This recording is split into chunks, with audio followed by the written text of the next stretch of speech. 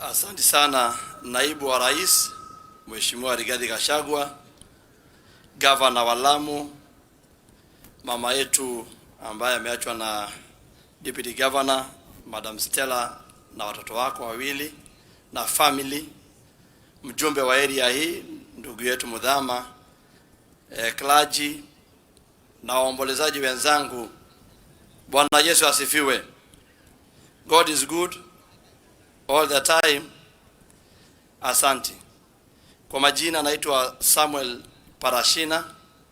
Mimi ni mjumbe wa Kajiado South, sehemu ile ya Amboseli.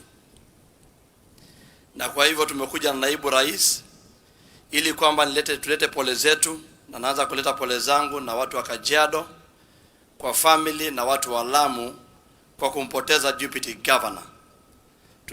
Tunawaambia poleni na Mungu awatie nguvu wakati huu mgumu zaidi. Stella, umetutia nguvu pale uliposimama na hata kusema wewe ni mtu wa hapa. Na kwa hivyo watu wa Lamu, mnapopanga governor, naomba usisahau hii family. Naomba uwashikilie kwa sababu sasa ni wewe umeachoa hiyo battle. Mimi sina mengi, ni moja tu nataka tu niseme, niongeze ya kitaifa kwa sababu tuko hapa Lamu. Nataka kusema kwamba we need to remind some people. We need to remind them that there is a time when the government of Kenya Kwanza was being formed during the campaign of 2022.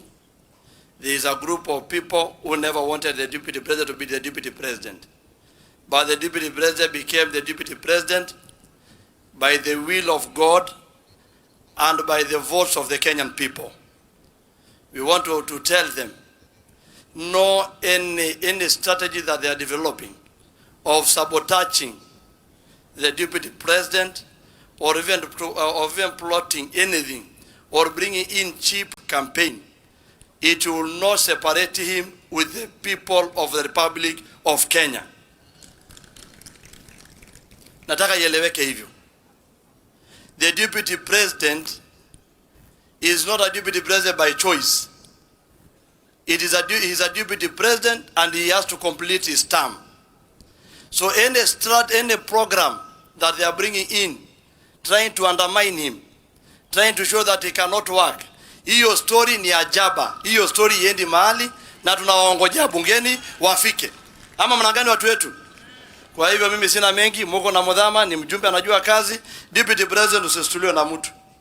Hizo uoga inauzwa waoga, lakini sisi wabunge wa taifa tuliochaguliwa tutasimama na deputy president, na deputy president endelea kufanya kazi na ufanyie kazi wananchi na usaidie rais, maana watu wa Kenya wana imani na wewe kama truthful man.